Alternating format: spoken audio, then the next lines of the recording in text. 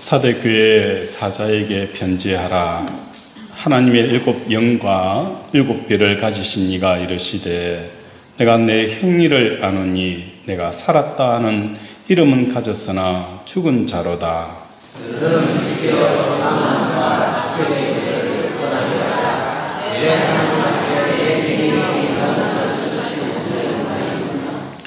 그러므로 내가 어떻게 받았으며 어떻게 들었는지 생각하고 지켜 회개하라.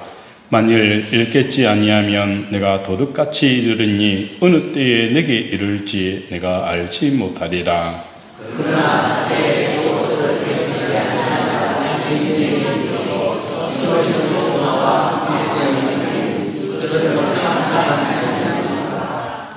이기는 자와 이와 같이 흰옷을 입을 것이요 내가 그 이름을 생명책에 결코 지우지 아니하고 그 이름을 내 아버지 앞과 그의 천사들 앞에서 시인하리라. 귀 있는 자는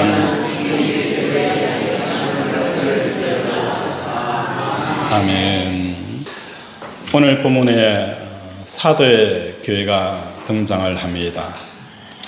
사도교회를 살펴보기 전에 사대라는 이 도시를 우리가 먼저 살펴보아야 합니다.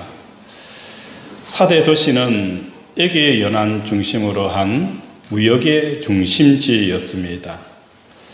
헤르모스 강과 트로몰산 사이 계곡의 자리를 잡고 있었는데 이 계곡이 사대 도시를 군사적으로 난공불락의 요새로 만들었습니다.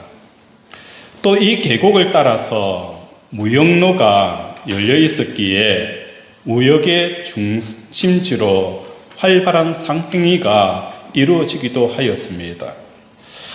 그 당시에는 전쟁이 너무너무 많았던 시기입니다. 그래서 군사적으로 안정된 난공불락의 요새를 가졌다라는 이 점은 크나큰 이점이었습니다.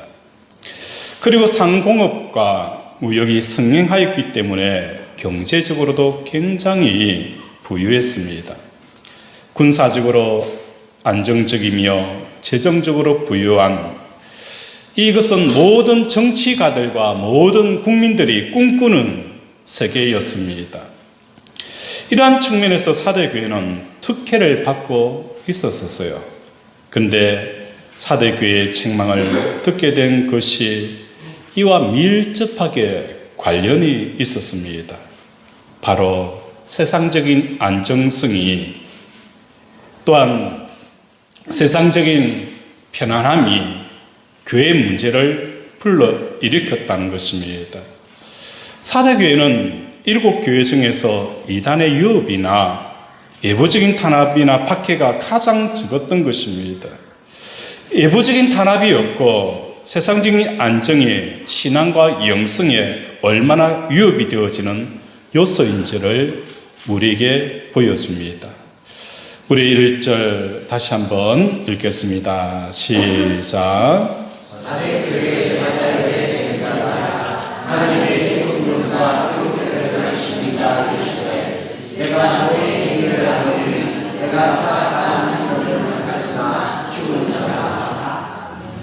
여기서 살았다라고 말하는 그 주체는 누굽니까? 사대교회 성도들이라는 거예요. 나는 이 정도 신앙생활하면 잘하고 있어. 나는 이 정도 봉사하고 이 정도 섬기면 정말 잘하는 거야. 나처럼 이렇게 기도하면 되는 거야. 스스로 자기 자신은 살아있다라고 이야기를 합니다. 그런데 죽었다라고 판단하는 이 판단은 누가 하신 거예요? 하나님이 하셨습니다.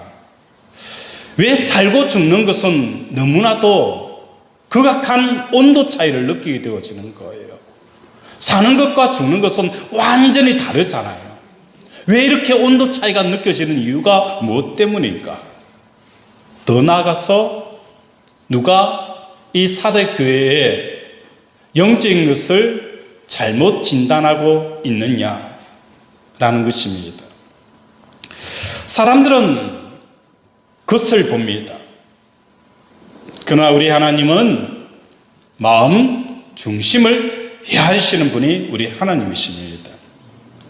사람은 보아도 제대로 보지 못해요. 들어도 제대로 듣지를 못하는 거예요. 그런데 우리 하나님은 어떤 분입니까? 불꽃 같은 눈으로 이 세상을 보시는 분이십니다. 우리는 세상을 살아갈 때에 집중을 못해요. 집중을 못하고 항상 듣는 이야기가 뭐예요? 한눈 팔지 마. 한눈 팔지 마. 우리가 아내가 남편에게 여보 시장 가서 이거 좀 사가지고 와. 그러면 뭐예요? 항상 그 바구니 안에는 두 가지가 빠져 있어요. 제대로 귀를 기울이지 않는다는 거예요. 집중하지 않는다는 거예요. 항상 한눈을 팔게 되어지는 거예요. 그런데 우리 하나님은 어떤 분이시냐? 절대로 한눈을 팔지 않으시는 분입니다. 우리 요한계시록 1장 15절을 우리 한번 찾아서 읽어보도록 하겠습니다. 요한계시록 1장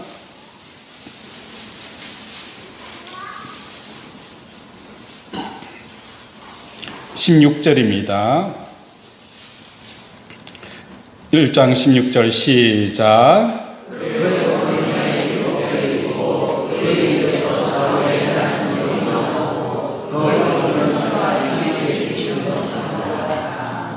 1장 16절에 보면 그의 오른손에 뭐가 있어요? 7별이 있고, 그죠?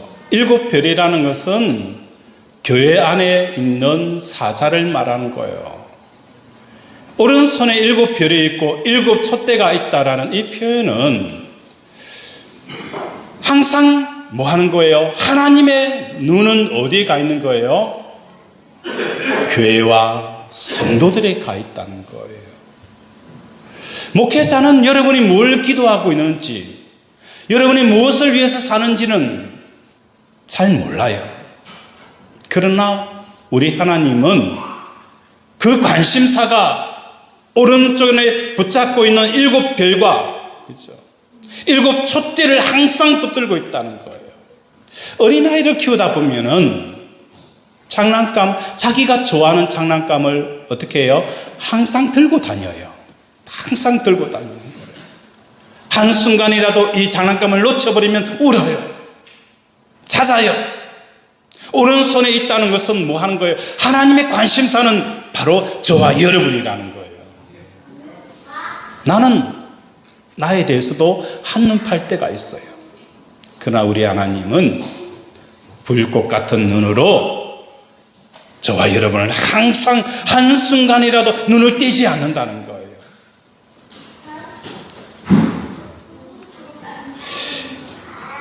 이런 하나님이 진단하는 진단이 옳을까?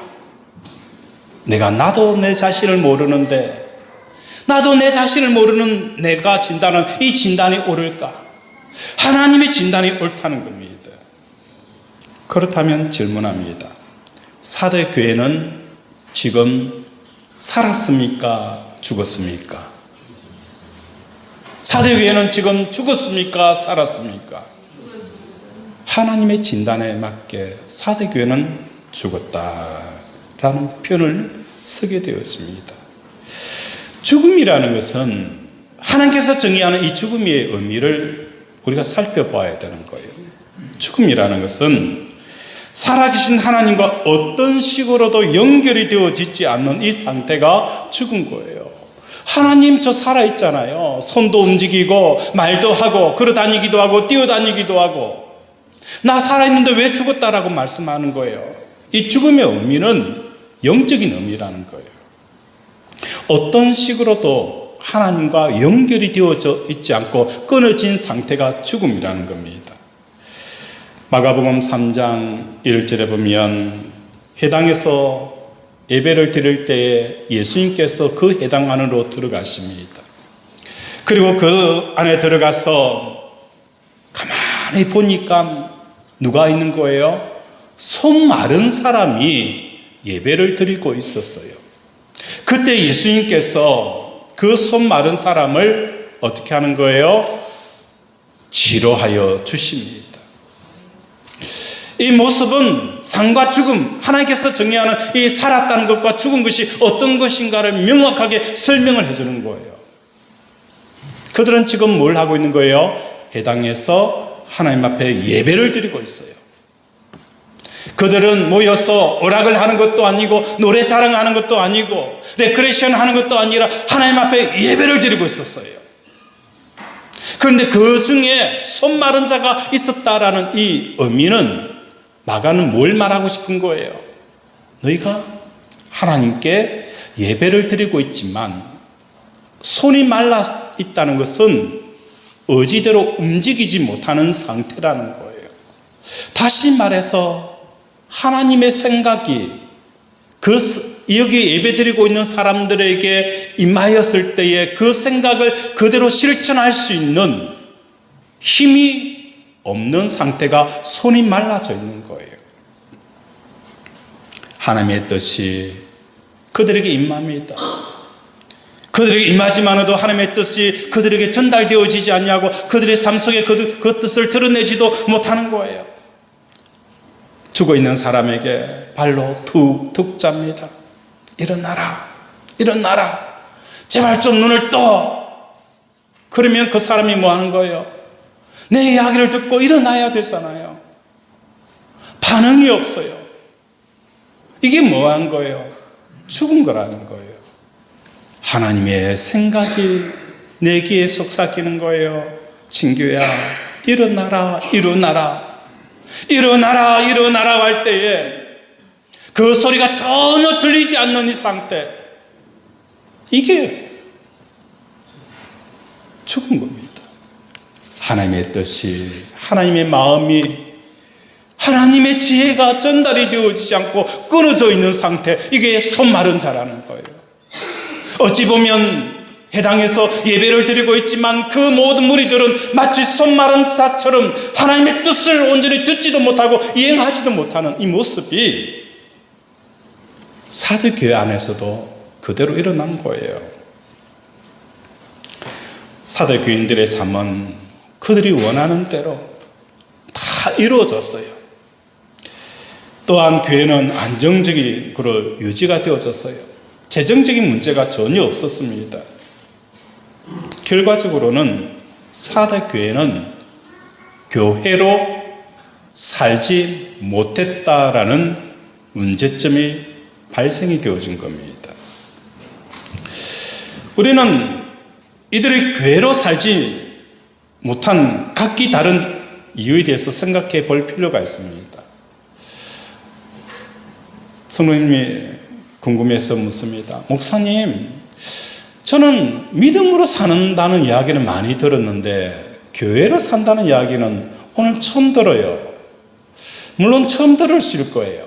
우리는 이때까지 믿음으로 산다라고 알고 믿음으로 살아야 된다라고 알고 있었지만 교회로 산다는 것은 어떤 의미인가? 교회를 산다는 것은 종교인이 되는 것이 아닙니다. 종교 조직의 회원이 되어져서 예배당에 출석하는 이것이 교회로 사는 것도 아닙니다. 교회를 다니는 것도 아니라 우리는 뭐 하는 거예요? 교회로 살아야 합니다. 교회라는 이 뜻은 헬라어로 에클레시아라고 표현합니다. 에크는 밖으로 나오다. 그죠? 이게, 그죠? 에크예요. 그리고 부르다, 칼레오, 이 부르다. 다시 말해서 교회라는 것은 밖으로 부르심에 뭐 하는 거예요? 응답하여 나가는 것이 교회라는 거예요.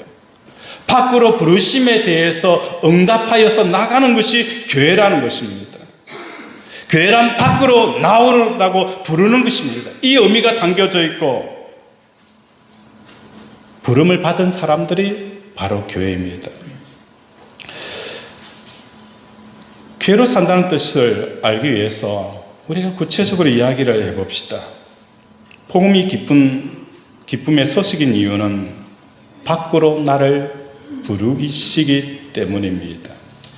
복음을 받아들였다는 것은 밖으로 나오는 그 부르심을 받아들였다는 의미입니다. 제가 초등학교 어릴 때에 선생님이 뭐 하는 거예요? 과제를 내줍니다. 내일 수업 시간에 이 문제 다 풀어와. 과제를 냈어요. 그러면 선생님이 과제 검사를 할 때에 어떻게 하는 거예요? 전체 다 할 수 없으니까 몇몇 사람을 불러서 앞에 나와 문제를 풀게 합니다. 그러면 그 순간 학교 그 반은 어떻게 하는 거예요? 찌죽은 듯이 조용합니다. 혹시나 선생님과 눈이 마주칠까 싶어서 눈동자를 어디에 두어야 되는지는 모르는 거예요. 혹시나 마주치면 내 이름 부를까 싶어서. 그때 교실 문이 싹 열리면서 교장 선생님이나 서무 선생님이 들어와서 내 이름을 부르는 거예요. 김진규 학생 교무실로 오세요. 누가 와서 기다리고 있어요. 라고 하면 그때 우리는 뭡니까? 저는 너무너무 기쁜 거예요. 그 사람이 누가 나를 만나려고 왔는지는 상관하지 않아요. 내가 숙제를 해가지고 오지 않았기 때문에 혹시나 내가 불려서 창피당할까봐 또 선생님에게 매를 맞을까 싶어서 이 순간 이 문제 앞에서 내가 빠져나가는 것이 그렇게 기쁘고 행복한 거였어요.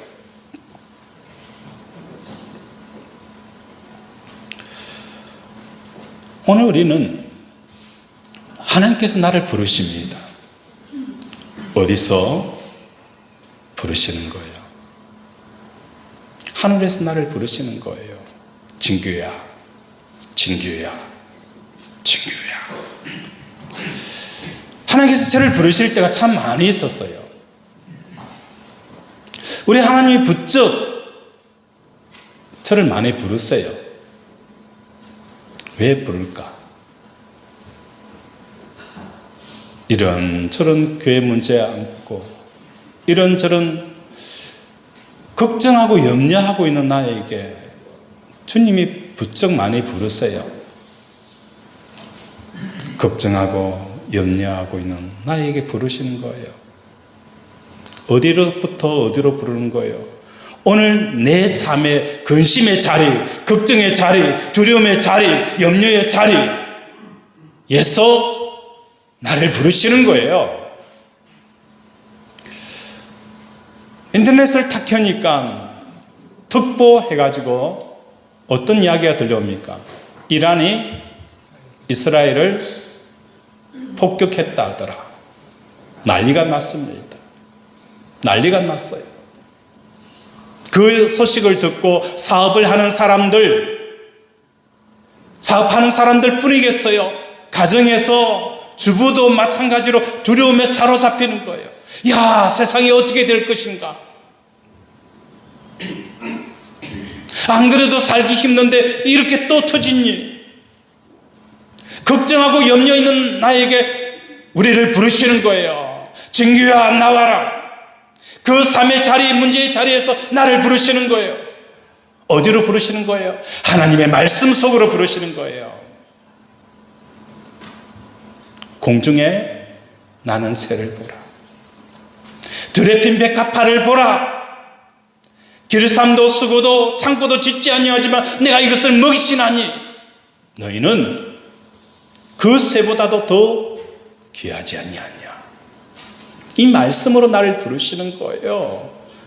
두려움에 있는 그 자리에서 평안의 자리로 염려하지 말라. 나는 살아계신 하나님이시니라. 경제적인 쪼달림이 있을 때도 금도 내 것이 온도 내 것이다.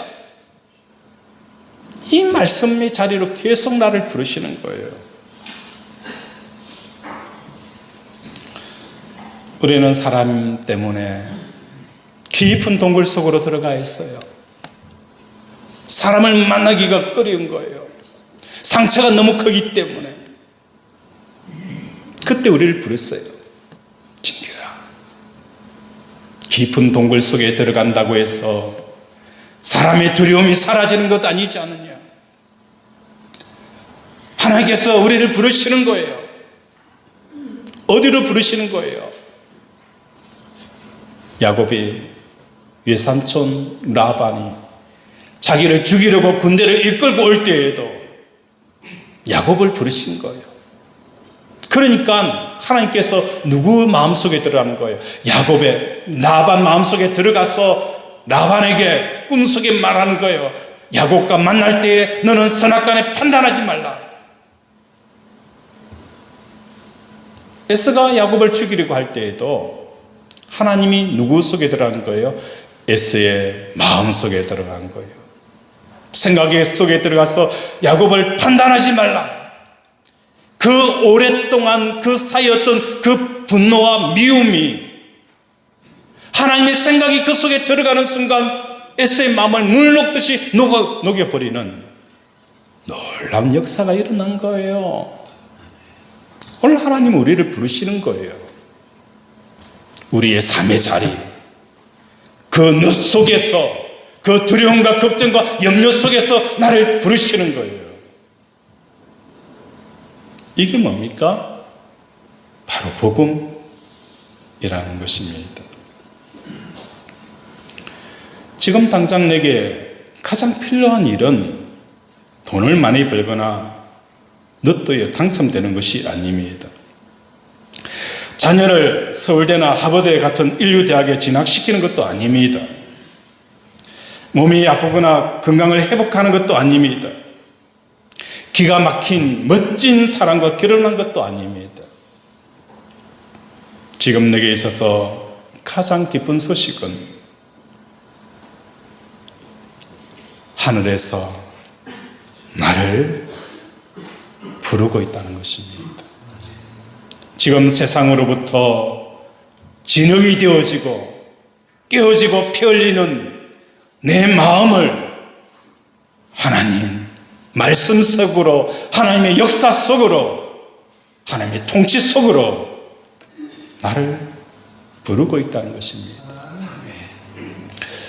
어느 집사님의 이야기 지난주에 들려드렸죠. 우리 교회 집사님 이야기였습니다. 오늘도 우리 교회 집사님 이야기를 들려드릴까 합니다. 어느 집사님입니다. 집사님이 알바를 하러 간 거예요. 갔는데 그곳이 어디냐면 만두집이었어요. 만두집이었는데 그곳에 가서 일을 하니까 하루 종일 서 있고 그 일이 너무너무 힘들고 벅찬 거예요.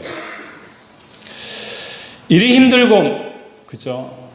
고통스럽고 마음도 힘든 거예요. 그러니까 자연스럽게 마음에 짜증이 나고 불평이 원망이 나는 거예요. 제일 먼저 누가 생각이 났을까요? 나를 이렇게 일하도록 내버려둔, 그죠? 내 이러한 고통의 자리로 내몰았던 남편이, 그죠? 남편이 생각나는 거예요. 남편에 대한 원망들, 그죠? 또 뭐가 생각이 날까요? 또 사람들이 바라보는 이 기대, 이것도 너무 힘든 거예요. 영적인 부담감이 되는 거예요. 견디다 못하여서 때려쳤어요. 주인도 어떻게 이렇게 돈밖에 모르는 주인인지, 종업원을 배려할지도 모르는 그 주인을 보면서 그냥 그만둔 거예요. 그리고 최근에 어느 직장에 들어갔어요. 들어갔는데 그곳에서 가보니까 그 만두집에서 배웠던 그 모습, 그곳에 배웠던 마음의 자세들이 이 새로운 직장에 가니까 뭐가 되어졌느냐? 요긴하게 쓰이더라는 거예요. 너무너무 요긴하게 쓰인 거예요. 그래서 그 직장에서 에이스가 된 거예요. 정말 잘한다고. 어깨 너머로서 배웠던 그 기술, 그 마음의 자세, 그걸 가지고 오니까 여기서 너무너무 잘한다는 거예요. 하나님께서 사람들을 붙여주시고 하나님께서 일하시는 것을 경험하게 되어지는 거예요. 오늘 우리는 내 앞에 있는 이 삶의 문제와 하나가 되어졌을 때는 전혀 하나님의 일하심이 보이지 않는 거예요. 그런데 내가 예수님과 함께 십자가에 죽었다라고 고백하는 순간 이 삶의 문제와 고통의 문제에서 한 발씩 두 발씩 내가 멀어져 가는 거예요. 멀어져 가다 보니까 어느 순간 그 속에서 뭘 보게 되어지는 거예요? 하나님이 일하시고 있다는 것을 경험하게 되어지는 거예요. 가까이 있을 때는 몰랐어요. 하나님이 나와 함께 하시는지, 하나님의 일하심이 어떤 것인가를 전혀 몰랐는데 내가 이 삶의 문제에서 이 고통의 순간에서 한 걸음 한 걸음 뒤로 물어가 보니까 그제서 하나님의 손이 일하고 있다는 것을 배운 거예요. 고백하기를, 정말 힘들었던 그 알바가 하나님의 뜻이 계셨고 계획이 계셨구나 라는 것을 발견하게 되어진다는 겁니다. 우리 제자비전교회는 신선한 변화의 바람이 불고 있습니다. 어떤 변화의 바람이 생기느냐? 순종의 바람이 불고 있다는 거예요. 이 순종의 바람은 크게 순종에는 두 가지 기둥이 있습니다. 첫 번째는 뭐냐? 초청입니다. 우리가 순종한다라고 하는데 이 순종에는 핵심이 되어진 게 두 가지가 있어요. 첫 번째는 초청이에요. 초청은 뭐예요? 하나님이 나를 부르시는 거예요. 나는 어디에 있어요? 삶의 자리, 고통의 자리, 문제의 자리, 인생의 늪의 자리, 그 속에 있는 나를 하나님께서 부르십니다. 부르시는 장소가 하늘이라는 거예요. 하나님의 말씀이라는 거예요. 하나님의 생각 속으로 나를 부르시는 거예요. 순종한다는 것은 내 삶의 자리를 박차고 하나님의 생각 속으로 쑥 들어가는 거예요. 이게 순종이라는 거예요. 이때까지 우리는 순종한다면서 어떻게 한 거예요? 하나님 내 삶의 자리에 내려오세요. 늪의 자리로 내려오세요. 순종은 그게 아닙니다. 초청에 응하는 겁니다. 친구야, 그 늪 속에서 나오렴. 이제 끝났다라는 것은 누구의 늪 생각 속인 거예요? 내 생각이에요. 하나님의 생각은 달라요. 끝난 게 아니야. 끝났다라고 너는 생각하는지 모르겠지만 네가 끝났다라고 하는 그 시점이 하나님께서 일을 하는 시점이라는 거예요. 이게 하나님의 생각인 거예요. 우리는 순종해야 합니다. 순종은 내 삶의 자리, 내 고통의 자리, 이 문제의 자리에서 하나님의 말씀의 생각 속으로 내가 아멘 하고 받아들이고 그 속으로 쑥 들어가는 거예요. 이게 초청에 응하는 겁니다. 두 번째로는 뭡니까? 순종에는 조정이 일어나야 됩니다. 하나님의 말씀은 저는 제자 양육할 때에 사각형으로 표현했어요. 하나님의 말씀이 임할 때에 나의 상태는 삼각형이에요. 그러면 이 삼각형을 품을 수 없잖아요. 어떻게 해야 됩니까? 이 하나님의 말씀을 내가 받아들이기 위해서는 이 삼각형이 사각형이 되어져야 되는 거예요. 이게 뭡니까? 조정이라는 겁니다. 우리는 하나님의 말씀이 임할 때에 자기를 부인해야 조정이 일어나는 겁니다. 내 경험과 내 생각과 내 감정과 내 생각을 가지고 하나님의 말씀을 받는다.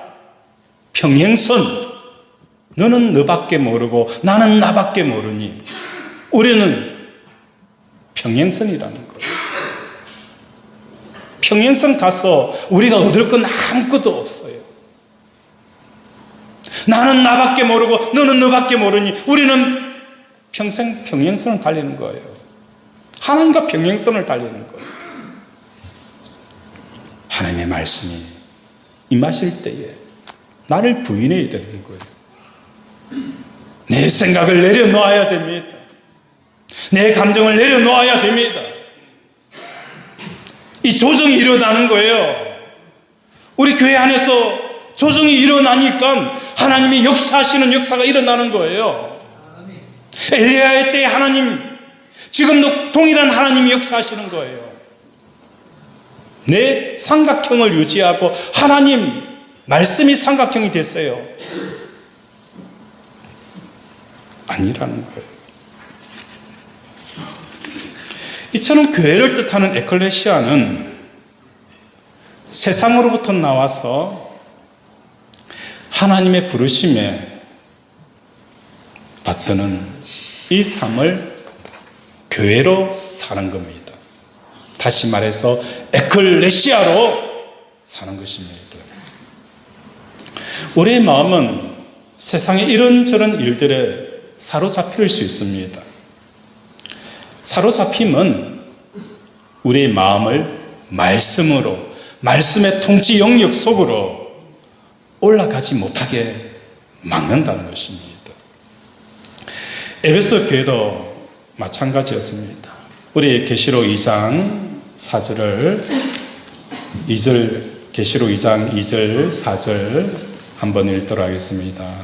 시작. 내가 내 길과 수고와 너희 일을 알고 또한 다른 자를 용납하지 않는 것과 세상과 거하되 다른 자를 들으셔서 그것이 기쁜 것을 내가 듣는다.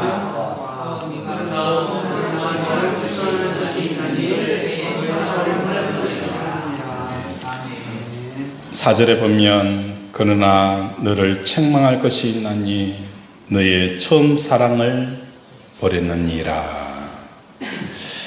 에베소 교회가 칭찬을 들었어요.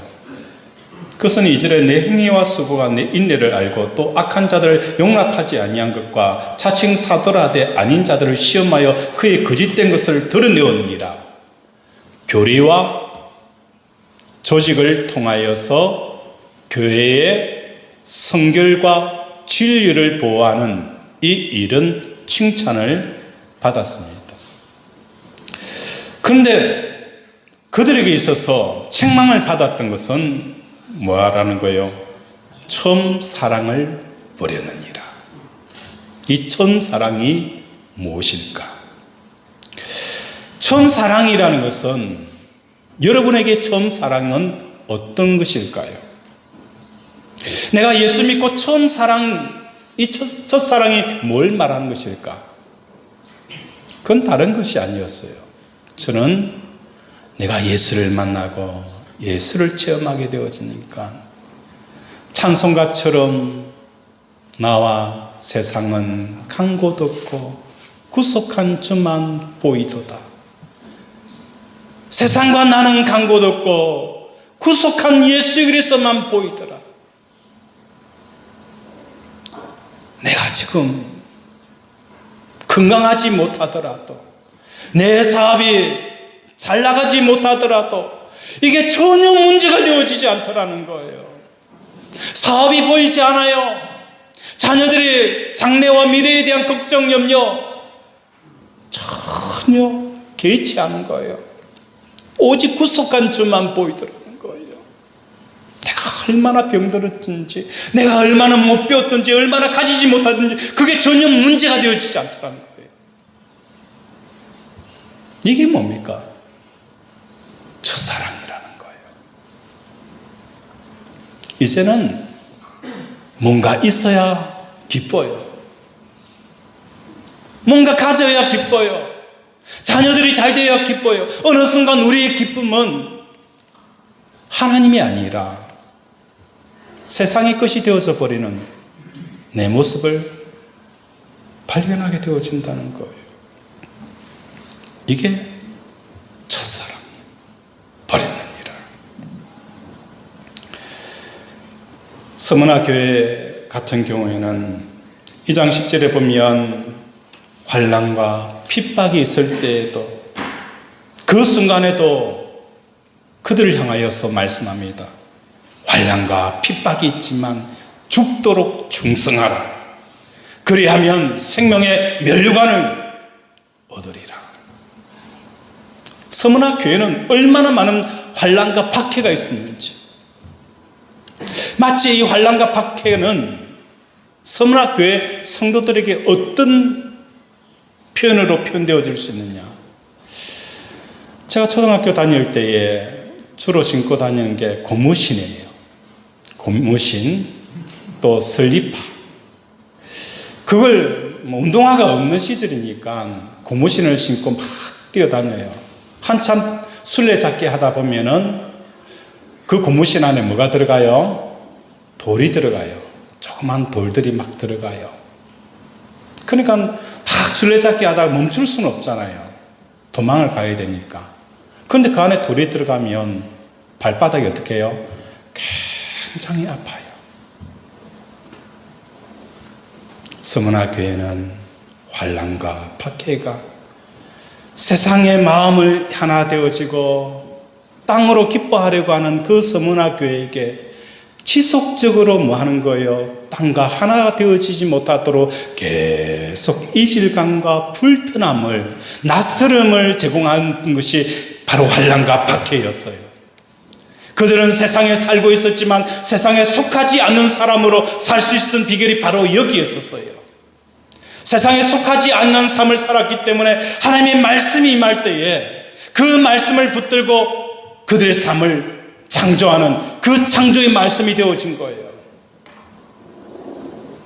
오늘 저와 여러분 삶 가운데 서문화 교회처럼 이 환난과 박해가 여러분이 세상과 하나가 되어지고 세상의 흙을 먹으며 배를 붙이는 여러분의 마음을 지속적으로 떨어지게 하고 낯설게 하고 불편하게 함으로 하나님이 나의 기업이 되어지는, 하나님이 나의 상급이 되어지는 이 놀라운 역사들이 일어나기를 축원을 드립니다.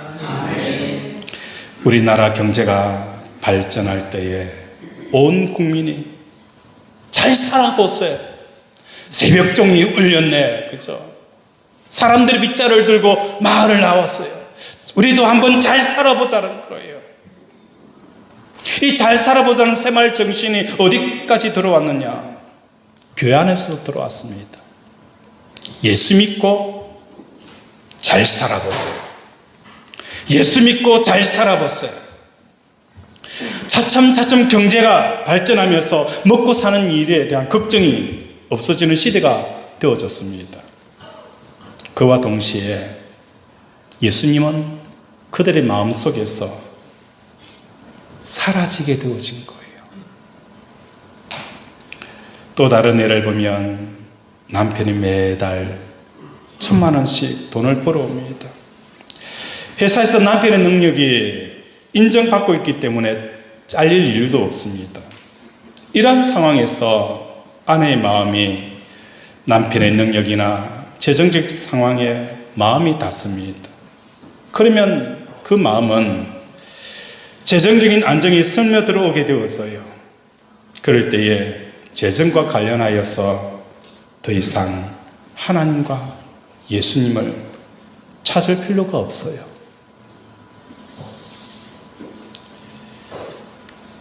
은퇴를 해서 연금이 두둑합니다. 한 달에 400~500만 원씩 연금이 나옵니다. 노후에 걱정이 없습니다. 그럴 때 노후와 연관하여서 하나님과 예수님에 대해서 믿음을 가질 필요가 없게 되어집니다. 이 상태가 예수님이 말한 죽음이라는 것입니다.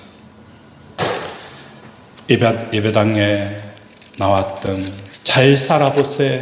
그 사람들 1,200만이나 되어지는 사람들이 이제 먹고 사는 문제가 해결되어지니 그들은 세상을 향하여 나가버렸습니다. 이제 남아있는 200만 명, 그들 안에서도 여전히 에베소 교회와 같이, 사대교회와 같이 이러한 문제가 여전히 남아 있었다는 거예요.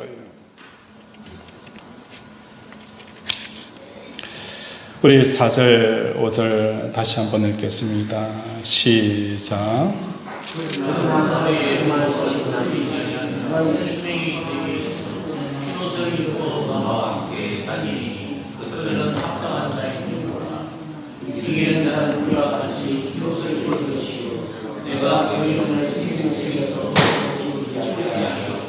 아멘.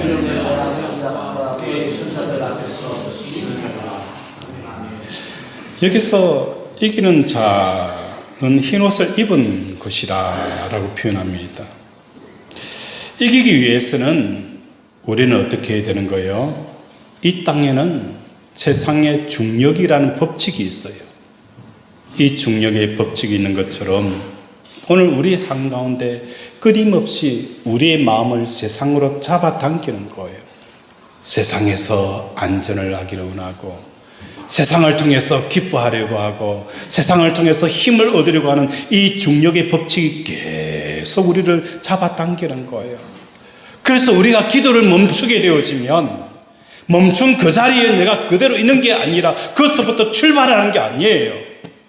우리가 기도를 멈추게 되어지면 우리는 어디에, 우리의 기도의 자리는 중력의 법칙에 의해서 더 세상에 가까이 있는 나를 만나게 되어지고 그곳에서 다시 출발하게 되어지는 거예요. 오늘 우리가 서 있는 곳에 서버렸으면 그 자리에 있는 게 아니에요. 끊임없이 중력의 법칙, 세상은 끊임없이 우리 마음을 잡아당겨요.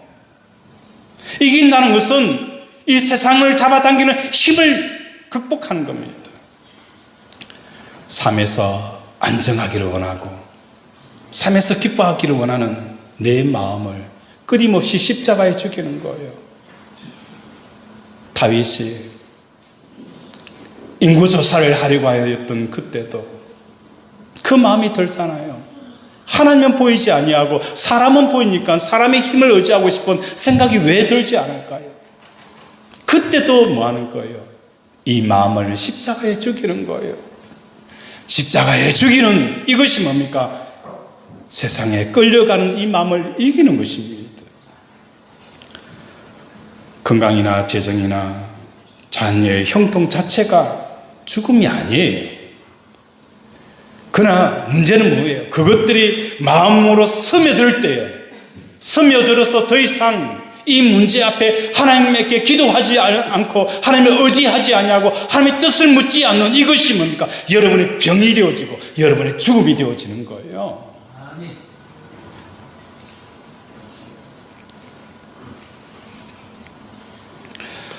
5절 하반절에 보면 내가 그 이름을 생명책에 결코 지우지 않냐고 그 이름을 내 아버지와 아빠가 그의 천사 앞에 시인하리라.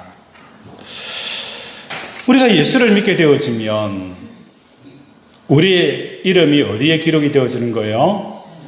생명책에 기록이 되어서요. 생명책에 1번 한현수, 그죠? 몇 번 누구누구, 마치 선생님이 출석부에 이름을 쫙 적듯이 이름이 쫙 적혔어요.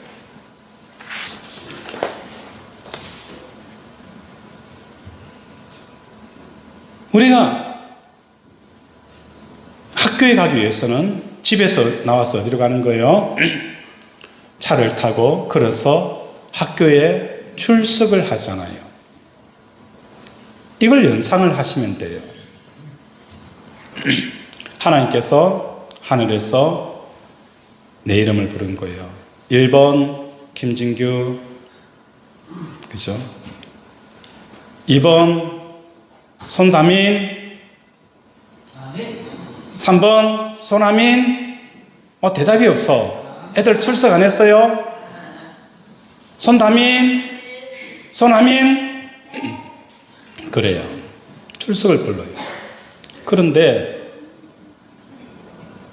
임미라,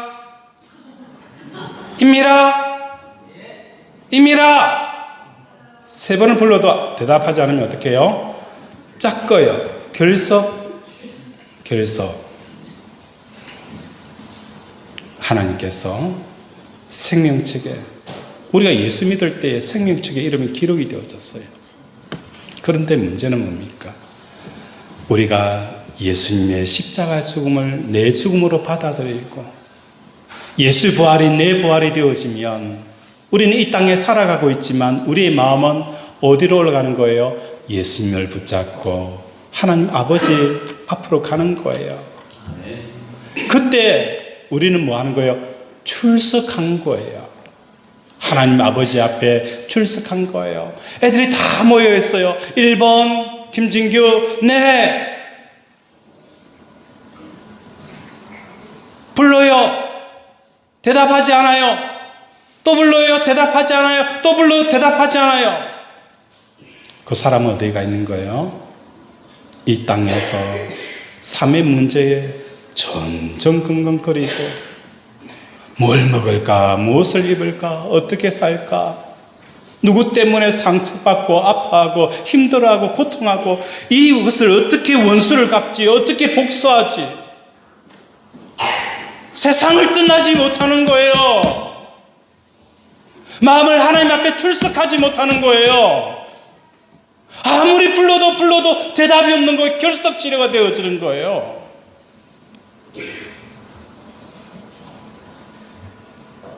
하나님께서 오늘 말씀합니다. 지우지 아니하리라. 이긴 사람은 지우지 아니하리라.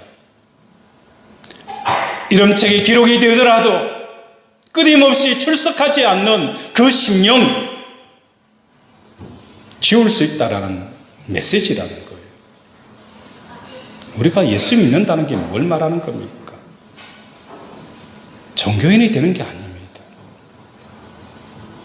예수 믿는다는 것은 비록 우리가 이 땅에 살아가고 있지만 우리의 마음에 하늘에 출석하는 거예요.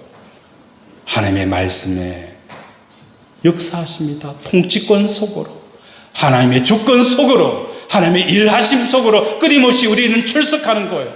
예. 생명책에 지우지 아니하리라. 교회로 산다는 것은 에클레시아로 산 것입니다. 초청에 응답하는 삶입니다. 밖으로 나와서 하나님의 부름에 응답해야 됩니다. 내 삶이 얼마나 공고하더라도, 아무리 핍박이 있고 아무리 어렵더라도 하나님, 저 나왔습니다. 응답하는 겁니다. 십자가 사건은 세상을 빠져나오라는 부르심입니다. 부활과 성천은 하늘로 올라오라는 하나님의 부르심입니다. 오늘도 이 응답에 응하는 저와 여러분이 되어지기를 주님 이름으로 축원을 드립니다. 말씀을 생각하며 함께 기도하기를 원합니다. 하나님, 에클레시아로 사는 것, 교회로 사는 자들이 되게 해달라고 이 시간 주여 삼창 부르고 함께 기도합니다. 주여, 주여, 주여.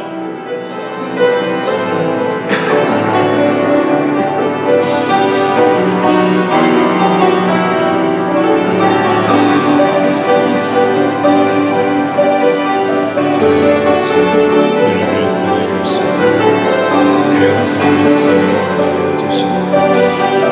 아버지 우리에게 주시옵시고 불쌍히 주시옵시고 오늘도 부르심에 대해서 아버지의 초청과 순종 앞에 응하는 역사가 일어나게 하시고 아버지 끊임없이 자기를 부인함으로 하나님의 아버지 말씀 앞에 조정하여 하나님의 기이한 역사들을 경험하는 역사가 일어나게 하여 주시옵소서.